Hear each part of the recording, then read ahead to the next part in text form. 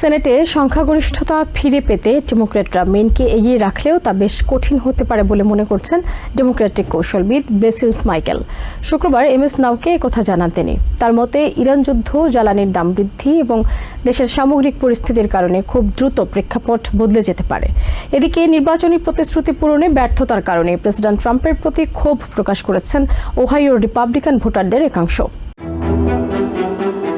সেনেটে সংখ্যাগরিষ্ঠতা পুনরুদ্ধারের লড়াইয়ে মেইন ছাড়াও আরও 5টি স্টেটে নিজেদের জয়ের সম্ভাবনা দেখছেন ডেমোক্রেটরা। এর মধ্যে মেইনকে সবচেয়ে সহজ লক্ষ্য হিসেবে দেখছেন সেনেট মাইনরিটি লিডার চাক শুমার। যদিও গ্রাহাম প্লেটনারের একের পর এক ফাঁস হওয়া বিভিন্ন বিতর্কিত কর্মকাণ্ড এবং ব্যক্তিগত বিষয় নিয়ে অন্তহীন সমালোচনা কাজটিকে অনেকাংশে কঠিন করে তুলেছে, তবে চাক শুমার এখনও মনে করছেন রিপাবলিকান সেনেটর সুজান কলিন্সকে পরাজিত করার এটিই সবচেয়ে ভালো সুযোগ। ডেমোক্রেটিক কৌশলবিদ বেসিল মাইকেল মনে করেন, প্রতিষ্ঠানগুলোর প্রতি দেশের মানুষের আস্থার সংকট মেইনে ডেমোক্রেটদের জয়ে বড় বাধা হতে পারে। তাই সেনেট সহ সব প্রতিষ্ঠানের উপর ভোটারদের আস্থা ফেরানোকে ডেমোক্রেটদের গুরুত্বপূর্ণ দায়িত্ব হিসেবে দেখছেন তিনি। এদিকে নিউ ইয়র্ক টাইমসকে দেয়া এক সাক্ষাৎকারে রিপাবলিকান সেনেটর জন কর্নিন মধ্যবর্তী নির্বাচনে তার দলের বিপর্যয় হতে পারে বলে সতর্ক করে দিয়েছেন।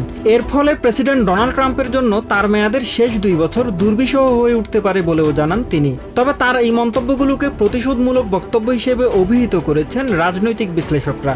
যদিও বিশ্লেষকদের একাংশের মতে রিপাবলিকানরা এখন কিছুটা স্বস্তিতে থাকলেও ইরান যুদ্ধ, জ্বালানির দাম বৃদ্ধি এবং দেশের সামগ্রিক পরিস্থিতির কারণে খুব দ্রুত প্রেক্ষাপট বদলে যেতে পারে। অন্যদিকে প্রেসিডেন্ট ট্রাম্পকে ভোট দেওয়ার জন্য ওহাইওর ভোটারদের মধ্যে এক ধরনের অনুশোচনা লক্ষ্য করা গেছে। দ্রব্যমূল্যের ঊর্ধ্বগতি এবং নির্বাচনী প্রতিশ্রুতি পূরণে ব্যর্থতার কারণে প্রেসিডেন্ট ট্রাম্পের প্রতি ক্ষোভ প্রকাশ করেছেন অনেক voter. Mahmudul Hasan, TVN 24 news desk. New York থেকে সম্প্রচারিত TVN 24 টেলিভিশন বিশ্বজুড়ে বাঙালির কণ্ঠস্বর।